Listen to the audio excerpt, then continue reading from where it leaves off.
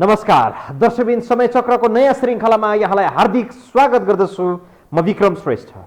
टोक बहादुर रायमाझीसम्म आइपुग्दा नक्कली भुटानी शरणार्थीका विषयमा शीर्ष नेताहरू ठिकठाकै अवस्थामा थिए।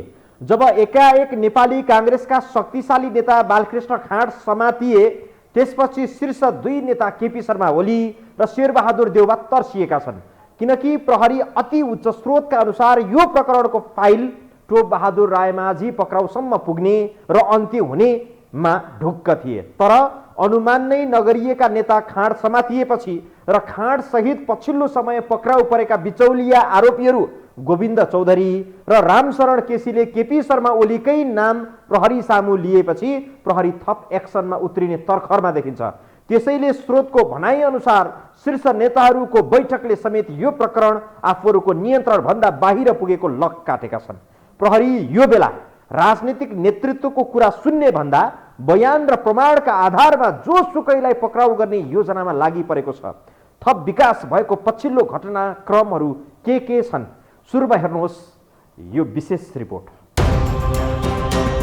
नक्कली भुटानी शरणार्थी प्रकरणमा नेपाली काङ्ग्रेसका शक्तिशाली नेता बालकृष्ण खाँड पक्राउ परेपछि देश नै तरङ्गित छ।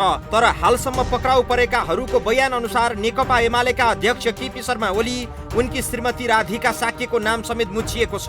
बालकृष्ण खाँड पक्राउ पर्नुभन्दा एक दिन अघि पक्राउ परेका बिचौलिया आरोपीहरू गोविन्द चौधरी र रामशरण केसीले प्रहरी र सरकारी वकिलको कार्यालयमा दिएको प्रारम्भिक बयानमा केपी शर्मा ओली र उनकी श्रीमती राधिका साक्यलाई आफूहरूले लगेर भाग बुझाएको बताएका छन्। सरकारी वकिलको कार्यालय उच्च स्रोतका अनुसार यी दुई आरोपीहरूले नक्कली शरणार्थी बन्न तयार भएकाहरूले बुझाएको रकमबाट बालकोटमै लगेर पैसा बुझाएको दावी गरेका छन्। यद्यपि उनीहरूको लिखित बयान सुरु भइसकेको छैन। यी दुई व्यक्तिले टिममा सल्लाह गरेर नै एमाले अध्यक्ष तथा पूर्व प्रधानमन्त्री ओलीलाई नै पैसा बुझाएको दावी गरेपछि प्रहरी प्रशासन आगामी कदमबारे गम्भीर तयारीमा रहेको देखिएको छ। त्यति मात्रै होइन, काङ्ग्रेसका शक्तिशाली नेता पार्टी सभापति शेरबहादुर देउवाका अति नजिकका विश्वास पात्र बालकृष्ण खाँडले अदालतमा म्याद थपका लागि लैजानु पूर्व सरकारी वकिलको कार्यालयमा शेरबहादुर देउवा र उनकी श्रीमती आरजु राणाको पनि नाम टिप्न आग्रह गरेका छन्। उच्च स्रोतका अनुसार आफू पक्राउ परेपछि अब अरूलाई किन बाँकी राख्ने भन्दै देउवा दम्पतिले पनि पैसा बुझेका छन्, नाम नोट गर्नुहोस् भन्दै सरकारी वकिल र प्रहरीलाई आग्रह गरेका थिए। त्यसबेला सरकारी वकिलको कार्यालय काठमाडौँका सहमहान्यायाधिवक्ता अच्युतमणि नेउपाने र काठमाडौँ प्रहरी परिसरका प्रमुख एसएसपी दान बहादुर कार्की छेउमा थिए। करिब 4 बजे सरकारी वकिलको कार्यालयमा पुर्याइएका बालकृष्ण खाँडले आडैमा रहेका एसएसपी कार्कीलाई बालकृष्ण खाँडले तपाईँ मिसनमा सफल हुनुभयो, बधाई छ भन्दै आवेग व्यक्त गरेका थिए।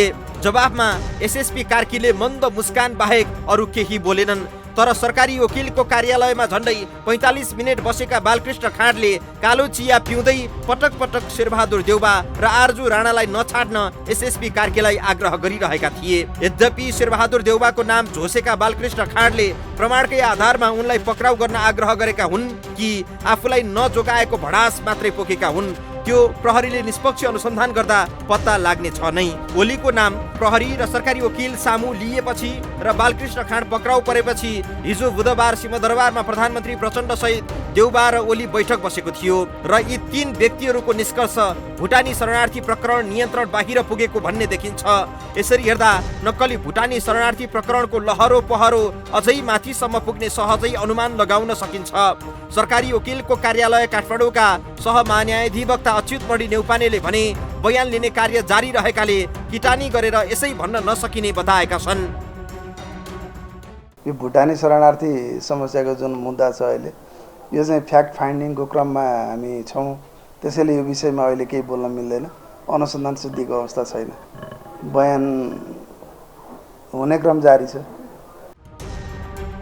875 जना नेपाली नागरिकलाई भुटानी बनाएर बेच्ने धन्दामा भिआइपीहरू नै तानिने क्रम जारी रहेको बेला 1 अर्ब 31 करोड भन्दा माथि घुस सङ्कलन भएको अनुमान छ। तर प्रहरी प्रशासनमा भने पैसा बुझाउनेहरूले पीडित भयौँ भन्दै जाहिरी दिनेहरू निकै कम छन्। अर्थात् जम्मा 23 करोड रुपियाँ बराबरको मात्रै घुसको हिसाब निस्किएको छ। स्रोतका अनुसार यो घटनाको फाइल उठाउँदा टोक बहादुर रायमाझीसम्म पुगेर अन्त्य हुने प्रक्षेपण थियो। तर प्रहरी अनुसन्धानले माथिसम्मकै कनेक्सन प्रमाणसहित फेला पार्न थालेपछि ठूला नेताहरूको पनि निद हराम भएको छ। बुधबार बिहानै बालकृष्ण खाँड समातिदा स्वयं शीर्ष नेताहरू तर्सिएका छन्। गृह मन्त्रालय स्रोतका अनुसार अझै केही माथिल्लो तहका व्यक्तिहरू समातिने सम्भावना रहेको संकेत गरेको छ। गृहमन्त्री नारायण काजी श्रेष्ठले कुनै पनि दोषी नउम्किउन् र कुनै पनि निर्दोष नफसुन् भन्ने लक्ष्य राखेर प्रहरीले आफ्नो काम गरिरहेको बताएका छन्। मैले भनेको थिएँ र उहाँहरूले मलाई यसमा अगाडि बढ्न सहमति जनाउनु भएको थियो र त्यसमा उहाँहरू सबैको साथ थियो।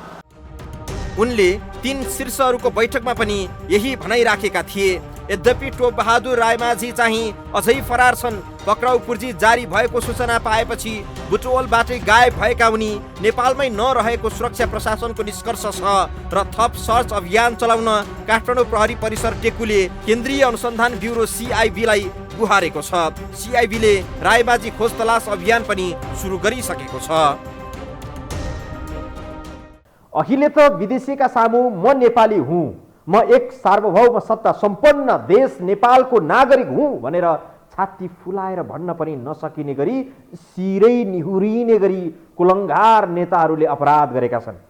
आफ्नै दाजुभाइलाई आफैलाई भोट दिएका सत्तामा पुर्याएका नेपाली मतदातालाई भुटानी शरणार्थी करार गरेर विदेश बेच्ने धन्दामा लागेका दलालहरूले नेपालीको सिरै ढलाइदिएका छन्। दर्शकवृन्द, यो दुःखद घटना हो। यो एउटा घुस प्रकरण मात्रै होइन, राष्ट्रियता नै पैसासँग साट्ने मानव बेचुवाहरूको गम्भीर अपराध पनि हो। यिनलाई जति नै वटा मुद्दा लगाए पनि आजीवन जेल हाल्दा पनि सजाय कमै हुन्छ होला।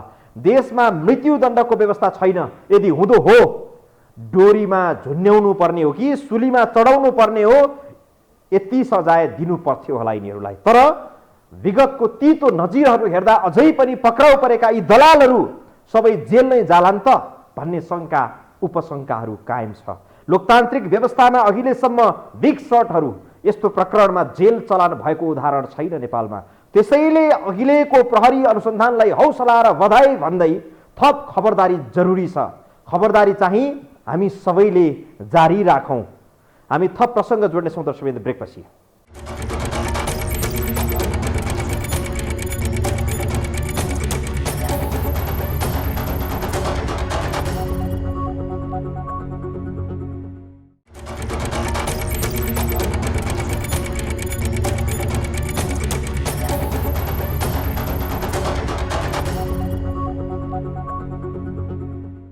बालकृष्ण खाँड पक्राउ गर्दा प्रहरीले टोप बहादुर रायमाझीमाथि गरिएको भुलचुक सुधारेको छ।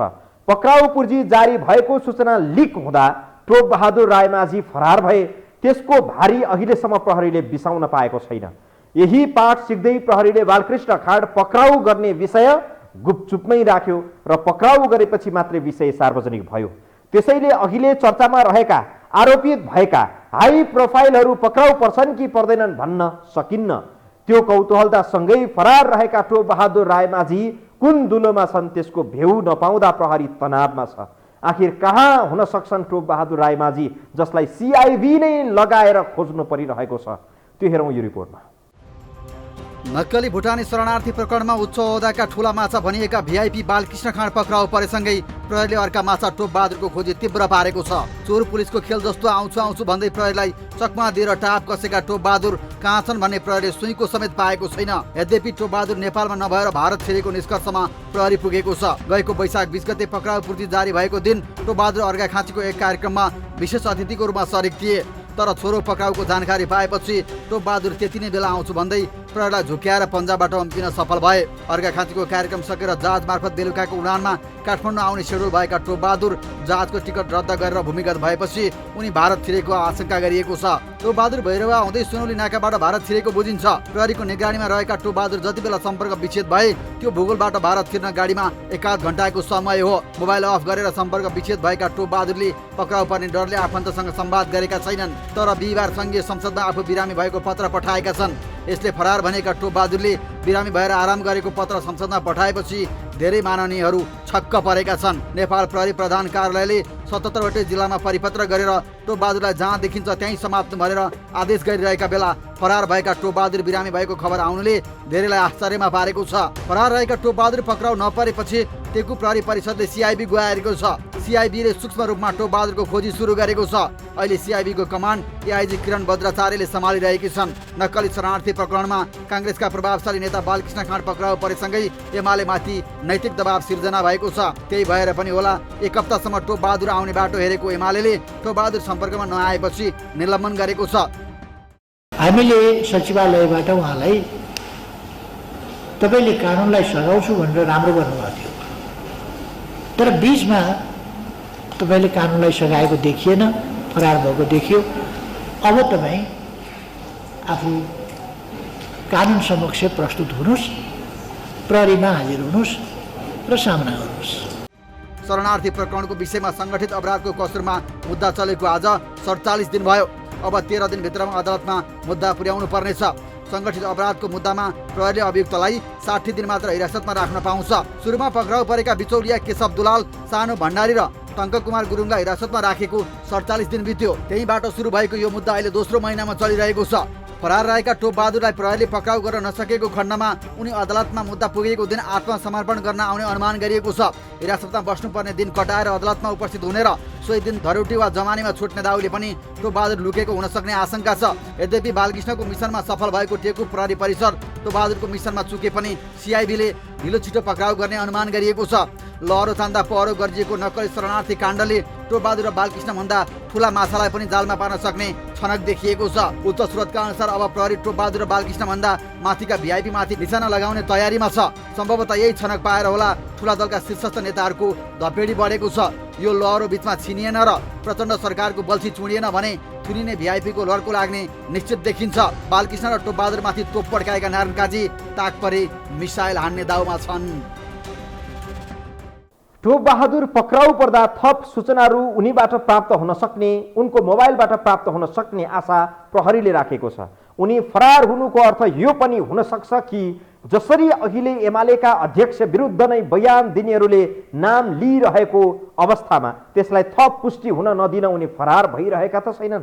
स्रोतको अनुमान अनुसार रायमाझीले पार्टी नेतृत्व ओलीलाई बुधबार साँझसम्म अदालतमै आत्मसमर्पण गर्ने विश्वास दिलाएर संसदमा पनि बिरामी भएको सूचना पठाएका थिए र पार्टीको सचिव पदबाट निलम्बन गरिएको छ।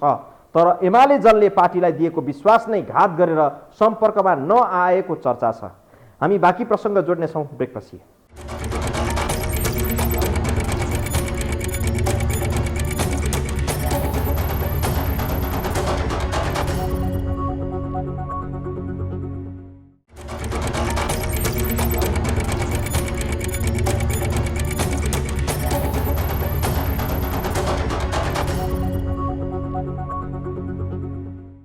भुटानी शरणार्थी पक्राउ प्रकरणमा लहरो पहरो सबै उखेलिएपछि अहिले प्रबुद्ध व्यक्तिहरू, स्वयं राजनीतिक नेताहरू र सुरक्षा क्षेत्रमा लामो समय काम गरेकाहरूले यो गृहमन्त्री वा प्रधानमन्त्रीको योजना अनुसार मात्रै काम नभइरहेको विश्लेषण गर्छन्। नेताहरू आफै जाकिने गरी अपराधको फाइल नउठाउने सहजै अनुमान लगाउन पनि सकिन्छ, किनकि ठुला शीर्ष नेताहरू बाहिर जति नै लडाईँ झगडा विवाद गरे पनि आफै फस्ने गरी कसरी केस उठाउँथे होलान् र।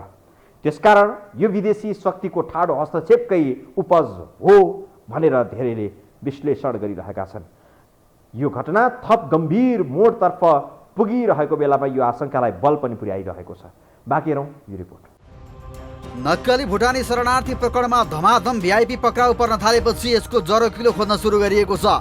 बालकृष्ण खाँडको पक्राउसँगै आएको पाराकम्पनले कहाँबाट यो रिमोट सञ्चालित छ भन्ने चासो सुरु भएको छ। के प्रचण्ड सरकारले माओवादीको बिग्रदो धरातल पुरानै लयमा अर्थात् 2064 साल फर्काउनलाई यो साहस जुटाइरहेका छन् होला त? होइन, किनभने आफै पर्ने खाडल नेताहरूले कदापि भुलिएर पनि आफै खन्दैनन्। अहिलेको विकसित घटनाक्रमको परिदृश्यलाई पश्चिमा बाह्य शक्तिको प्रभावका रूपमा विश्लेषण गरिएको छ।